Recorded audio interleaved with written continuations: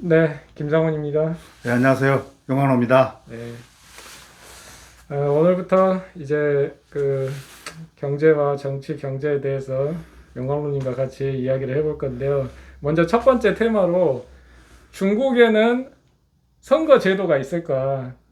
중국은 어떻게 해서 대표자를 뽑을까? 이것에 대해서 한번 말씀드려볼까 합니다. 원장님께서 항상 중국에 대해서 연구를 많이 했잖아요. 그래서 네. 제가 질문해, 중국도 우리나라처럼 선거 자기 의사를 이렇게 표현할 수 있는, 자유롭게 할 수 있는 선거 제도가 있습니까?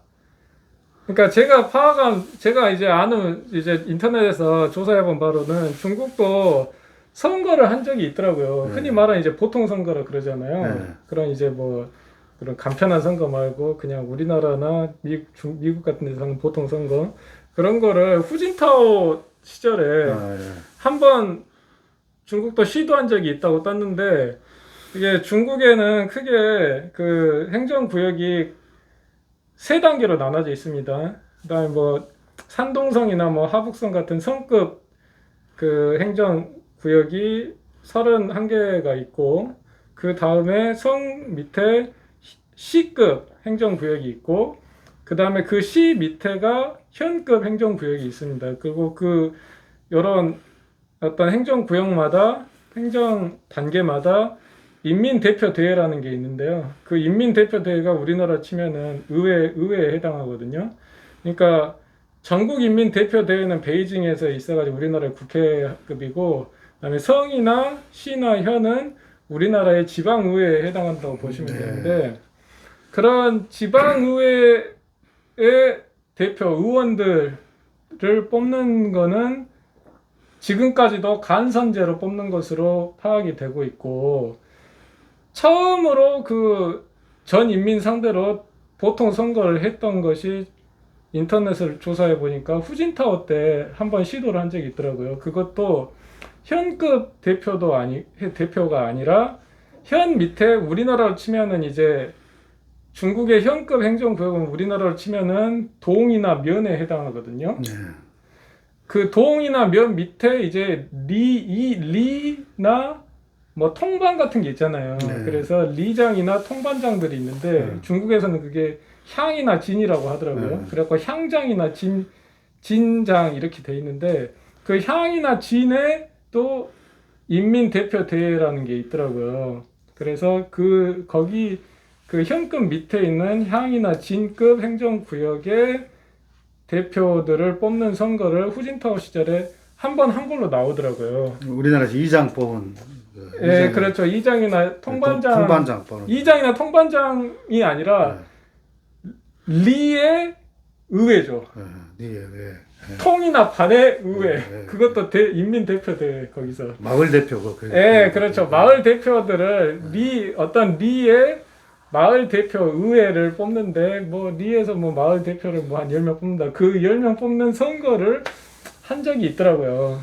근데 그 이후에 한번 시도해보고 그 다음에는 보니까 뭐 중국에서 전역에서 이렇게 뭐 보통 선거처럼 이렇게 실시한 기사는 없는 것 같더라고요. 그래서 후진타오 때 한번 시도를 해보고 아주 작은 아주 최소 단위의 어떤 대표 뽑는 거를 그 다음에는 소식이 없는 거 보니까 제가 볼 때는 그 다음부터는 좀 희지부지 되지 않았나 그런 생각이 듭니다.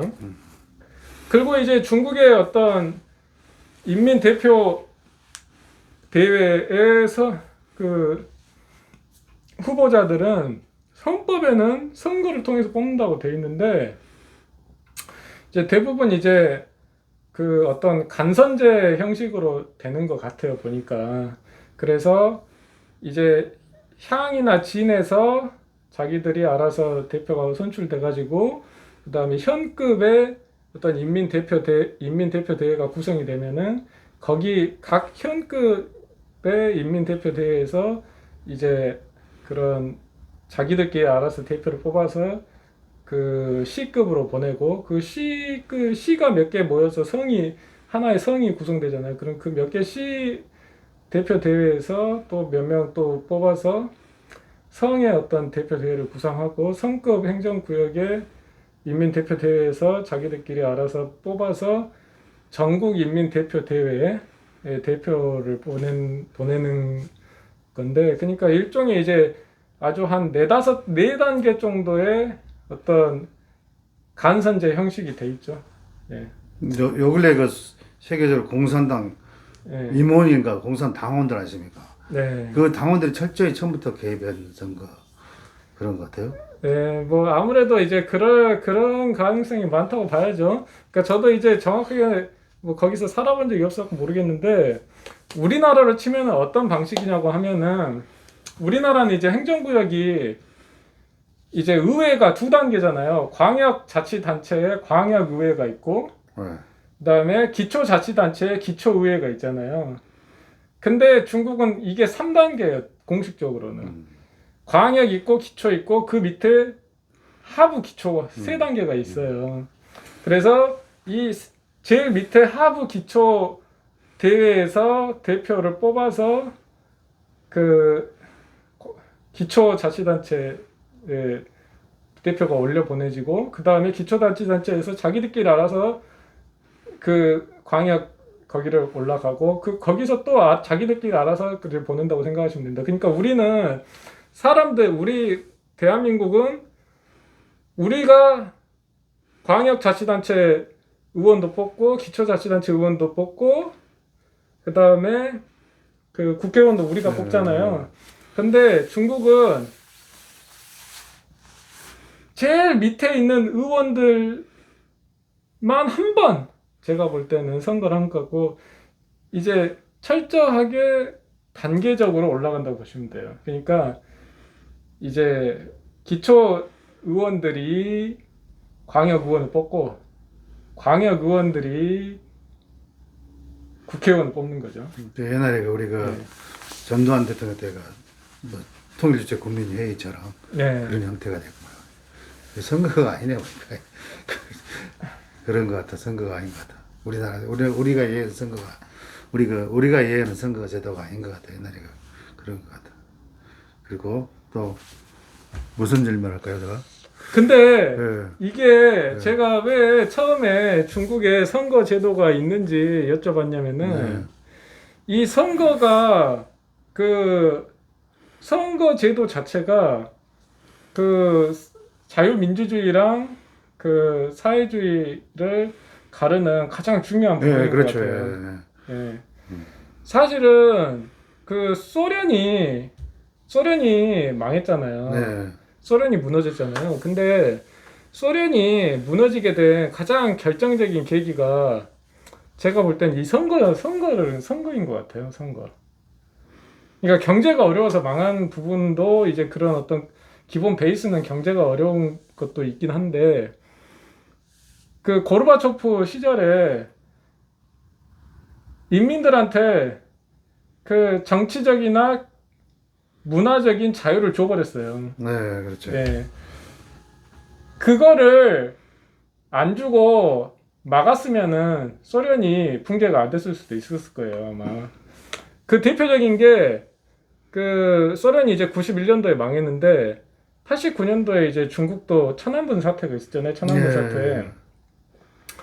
그때 이제 등소평이 이제 중국 인민들도 어떤 고르바초프 시절에 상당히 좀 자유주의적인 어떤 공산권에서도 그런 어떤 분위기가 있어서 그 시절에 북경 중국 인민들도 정치적인 자유하고 언론의 자유나 문화의 자유 어떤 이런 것들을 요구하면서 천안문에서 이제 막 시위가 많이 생겼었는데, 그때 등소평이나 중국 지도부가 거기서 인민들의 어떤 요구에 밀렸으면은 중국이 지금까지 그 이렇게 공산당의 어떤 체제가 유지가 안 됐을 수도 있었을 거예요. 그리고 혼란기가 됐겠죠. 그렇지만은 저는 그래요. 그 소련도 결국은 이제 원인이 선제 체제 망했다 그랬지만은 일당 독재 체제. 일당 독재는 독재로 갈 수밖에 없고, 독재는 반드시 부패할 수밖에 없고, 부패는 비능률적이기 때문에 결국은 그래서 소련도 망했고, 중국도 결국은 제가 지금은 이렇게 잘 이렇게 미국하고 등행했지만은 결국은 이 독재는 반드시 부패할 수밖에 없다는 공식이 있는 것 같아요. 그래서 중국도 그렇게 일단 그 국민 소득이 어느 정도 올라가면은 결국 큰 문제가 우리나라 그 옛날에 민주화 운동 6.29라든가 그런 운동 때처럼 뭡니까 그 노태우 대통령 때처럼 그때 위기가 올 것 같아요. 그러면 그때가 굉장히 1차적인 위기가 언제 올지는 모르지만 반드시 올 것 같은 느낌이 들어요. 그래, 그리고 또 네.